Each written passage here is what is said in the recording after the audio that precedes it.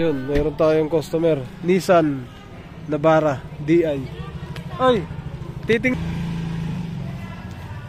Nissan DI, hindi umaandar, sabi ng customer. Nagpalit ng ECB, tingin ko. Yan, no? Bago na yung ECB. Bago ECB, no? Yes, sir. Original. Okay, original. Ito, napansin ko dito, ganito yung battery niya. Putol, dalawa. Ayan, putol yung taas, putol din yung ilalim. Yan, dalawa putol. Putol tong taas, putol din yung ilalim. Saksak natin. Yan. Bigyan lang natin ng kapit. On lang naman, hindi natin pwede banda rin. Binavice grip ba nila to? Nung una. Ni Rin. Okay. Kasi nga maluwag na. Andyan yung vice grip mo, ito ground. Goods. Wala namang ano. Ayos naman. Okay, pit natin yan. So good naman ang voltahe niya. Basahan natin muna. Baka kasi lobat. Baka hindi lang alam ng may-ari na lobat siya. 13 volts. Mataas. Okay. Ayan. Innova, Navara, Nissan. Bilis kasi siya. Yun, Nissan. Alright, yan. Tingnan natin. Ito na, nakabukas. So yan, nag-charge na siya mga sir. Unang salpak natin to sa launch. Ayan, nakailaw. Okay, good charge. Unang salpak natin sa Navara. Ang pangalawa to kasi ang una Innova. On. Good naman. Nakasignal.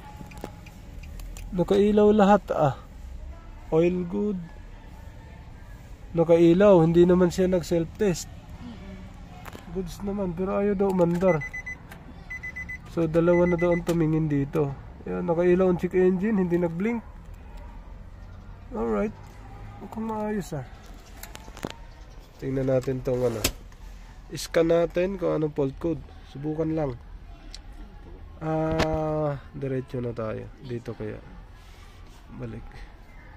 Wag yan. All common.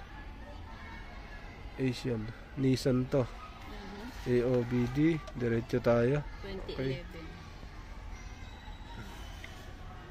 2011 na. Aha. Naka-on na tayo. Notes, ganyan siya. So, on process. Waiting. Ito, charging ng voltage ng sasakyan. 12.8. Back natin to. Wala naman. End session natin. Ay. End session. Okay. Okay. Punta tayo sa Nissan. Ayun. Okay.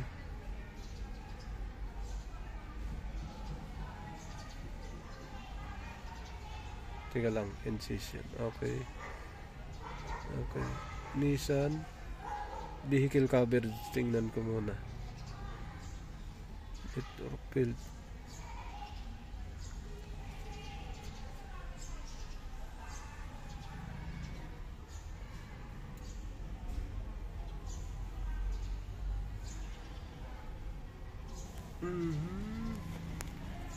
Naka-on yung ilaw ng pababa. Asan na ba yun? Yung ba't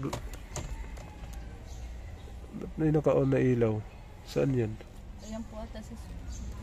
Saan na switch? Hindi ko po alam kasi yung pag light niya. Baka yan. Hindi.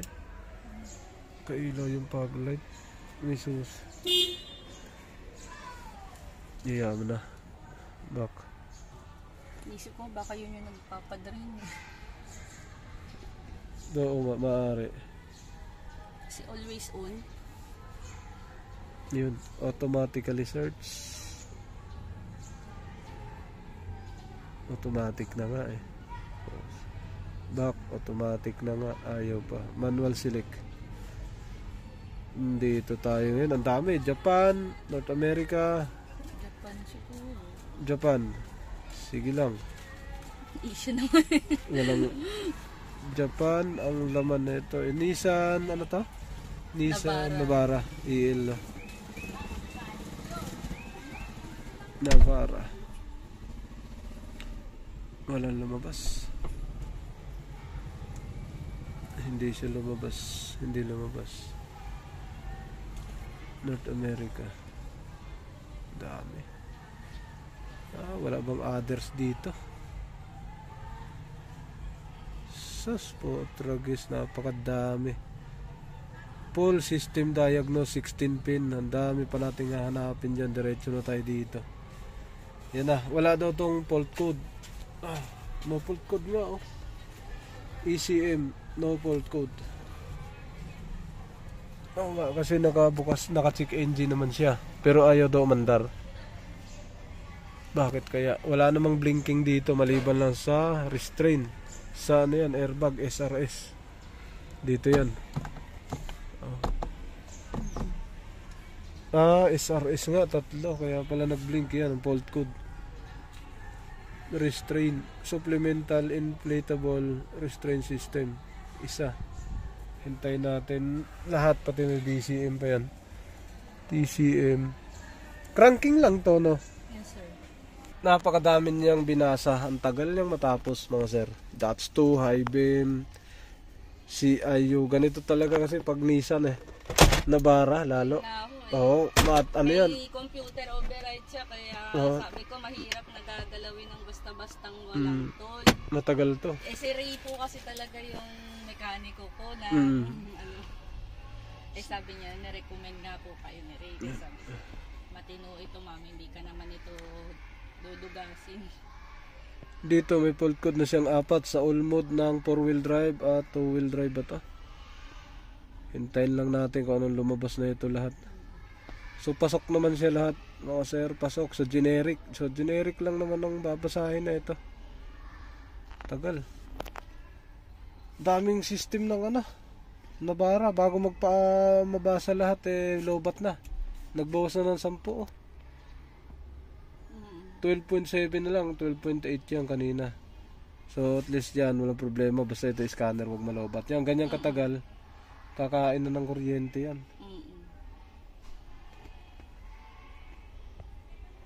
Walang Jono. Ayaw umandar.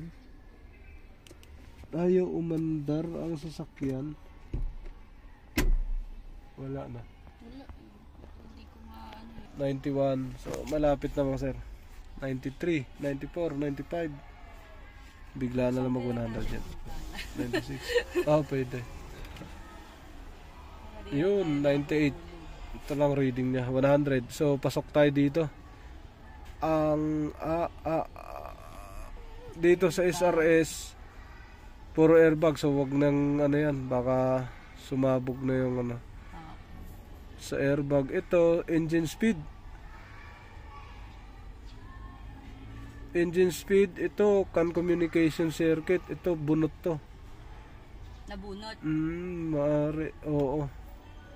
Sa engine dito normal, sa all wheel drive may fault code siya sa all-wheel drive Picturean ko rin Picture sir. mo, Sandali. Okay. So, kung may sira kasi malamang sa engine section, mag-check engine to. Yung check engine niya, hindi naman nagbi-blink, normal naman. So, pakrangkin natin kung ano mangyayari kung gagalaw to. Sabi ni Ray, hindi din niya masyado kasi BCM, may tandem na BCM, mahirap galawin. Enter tayo sa engine section. Tingnan natin.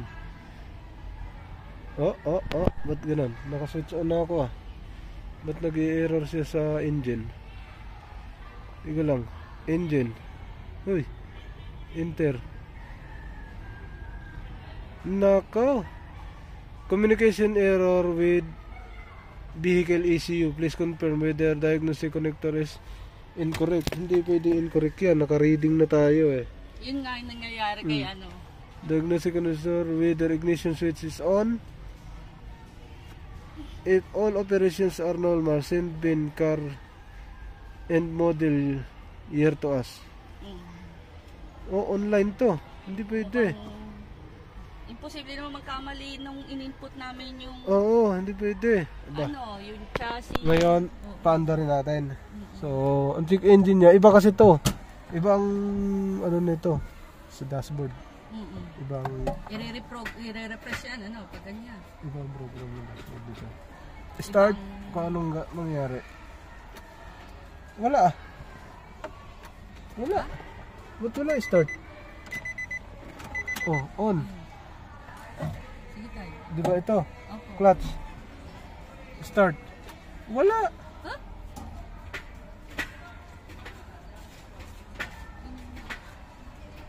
Nag-i-start pa po yan. Neutral. Oh. Start.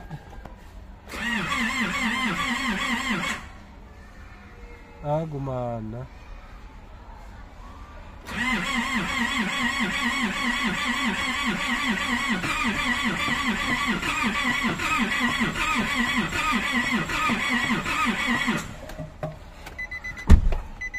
Ibang klase start niya. Ay, pulbos lumabas. Likod. Ah, ganun. Matagal na start eh. Cranking nga na siya. Back natin. Ulitin natin. System selection. Engine lang tayo. Engine control. Magre-reading tayo sa engine. Ayun na, equip. Engine module. TCS traction control. Back. Transmission, brakes, body, all system. Engine control module, BCE module. Equip. Equip lang nakalagay. Back. System scan. Yun.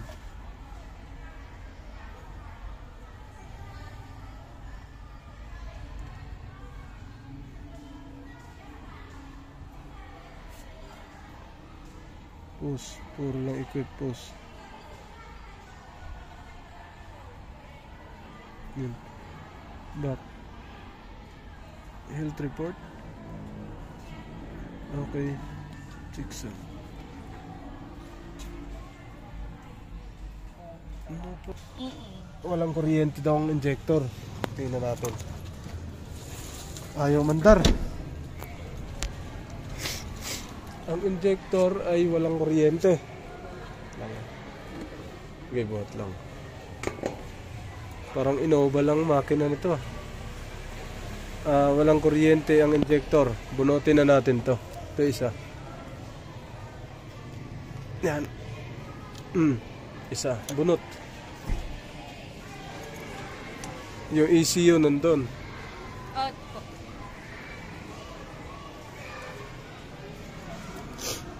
Tapos bunot na natin yon. Magbubunot pa tayo na isang sensor ito.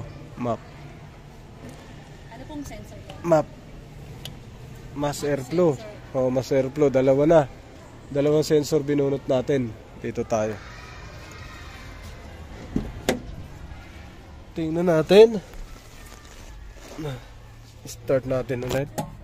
Start. Cranking. Off natin. On ulit natin. Yan. Tapos re-scan. Okay. Pause. Dapat madagdagan ng fault code. Tingnan natin kung talagang totoo siya. Back natin to. Back. 16 pin. Health report. Okay. Na. Charge na. Ayun, may fault code nga. Oo, mechanical nga to. Ayan o. Nagkaroon ng fault code yung engine. Di ba? Ayun, pasok. So may tinanggal tayong dalawang fault code. Dalawang fault code, dalawang sensor. May tama to mechanical, hindi to electrical. Ang aircon po nitong ano. Okay, pause na natin to. Masyado na maraming system binasa niya. Not equipped na yung iba eh. Kasama, wala pa yung sa scan mo dun kanina, sir, no? Sa 4.5. Pause natin. Nakapause na. Ote, tingnan natin. Yun. Yung sa sensor ay 80. Map sensor ang binasa, dalawa. Map sensor. Tinanggal na kasi natin yung map sensor. Dapat makita yun. Okay, so map sensor lang. yung sa injector hindi lumabas. Hindi lumabas. Map sensor, so at least nagko-communicate to. Ibig Tama. sabihin, Nagre-reflect yung tama. okay, tanggalin Kasi natin. tinanggal natin yung map sensor. Yun, chinek natin lahat dito. So ito, related lang siya sa mga cooling system, mga fan, blower, dito siya. Ito yung ECU. Yun naman, related lahat sa mga headlamp, washer, yun, ito may automatic transmission, ECU, ignition, EBS, ignition, reverse lamp. So ito, pinaka-module niya ng mga accessories, ilaw, mirror, tail light, AC clutch. Naku po, ito may problema. Sana hindi lang, kasi ito sirain to sa Nissan. Anong pagtawag ko? Sa ibang, BCM lang to, sa ibang, meron namang ito. Sa mga module lang to, pero ang lalaki ng pumasok. Yan ang lalaki ng pumasok na wire. So isa-isahin natin to. Tingnan natin baka may shorted o may maluwag.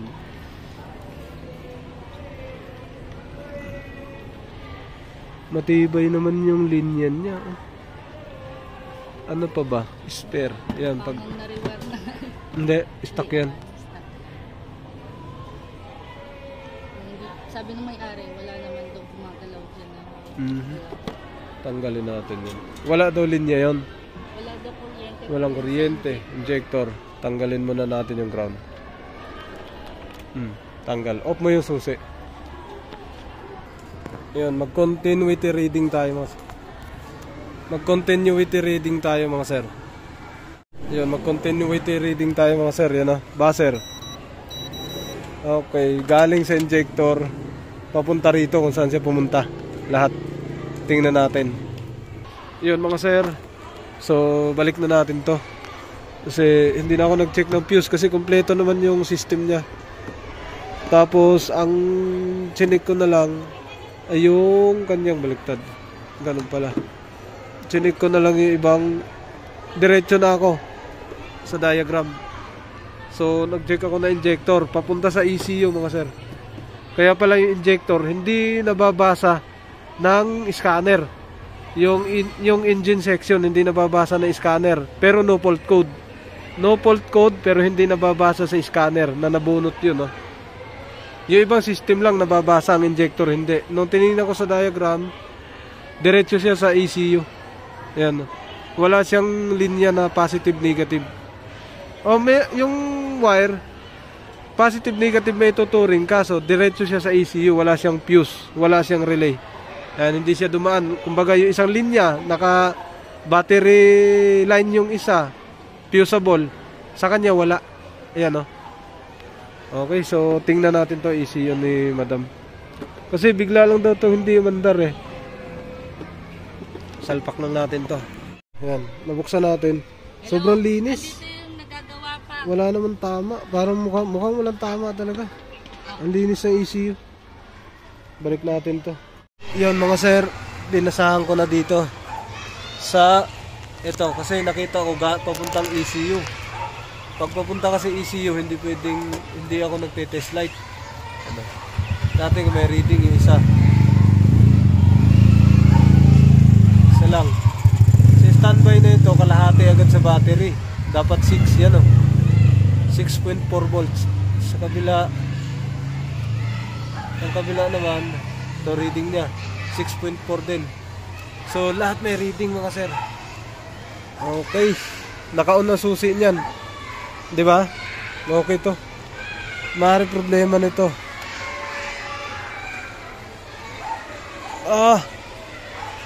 Tingnan ko nga yung nakalagay dito sa loob. Okay. Ayos na. Baba na ako dito. Sira na ito. Tingin ko mechanical na.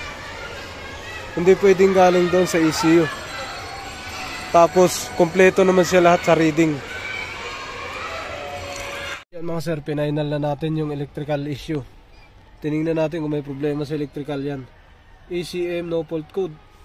Okay na, tinignan natin lahat dito sa labas. So, wala akong nakita sa electrical. Halos lahat nakita ko na dyan. Binuksan ko na lahat to. Binasahan ko na to, may voltahe. Lahat yan, tiningnan ko na to kung naputol. Wala naman buo. Lahat doon nakita ko na. Tapos yung ECU. Ang isa sa nakita ko mga sir, ito. Yung sobrang itim ng ano. Sobrang itim pero diesel kasi ganito yan. Sobrang itim tapos nasa taas. Sobra din yung langis. Ang taas na nasa pangalawang guhit, lampas pa. Ayan. Tapos hindi na pumatak. Ay, sobrang itim niya mga sir. Tapos dito, kinulang ng 1 litro yung coolant. Yun ang nangyari. Ayun ang nakita ko. So, nauwi na sa mechanical lang issue na to. Ito, ibinyahe doon ng Bicol. Balikan, 2 beses ba, ganun. Tapos, nung pang-4 na araw, nakatambay dito. Nung sinubok, ayun ang mandar. Tapos nag-refill tayo ng coolant. Tingnan ko lang ulit. Nag-refill tayo kasi walang laman yan. 1 litro ang inubos. Balik na natin. Tapos natawagan yung kaibigan ko mekaniko. Dito lang sa amin. Nissan Navara. Hey guys, Automat Works. Dito tayo ngayon sa J3 Vilas. Saan yung lugar ko. Nissan Navara. Compression test tayo. Yung electrical nito, pa-check na kayo automatic. O kung kilala nyo si automatic, PM nyo ako kung gusto nyo magpagawa sa kanya for electrical. Compression test tayo. Yung compression tools galing yan kay Bert Tipay, niram ko kasi may compression test ako doon pang gasolina. Magpiperform tayo ng compression test. Guys, ang good pala ng reading ng compression test in diesel engine, 300 to 600 o 500, 300 pataas. Good yan ang makina.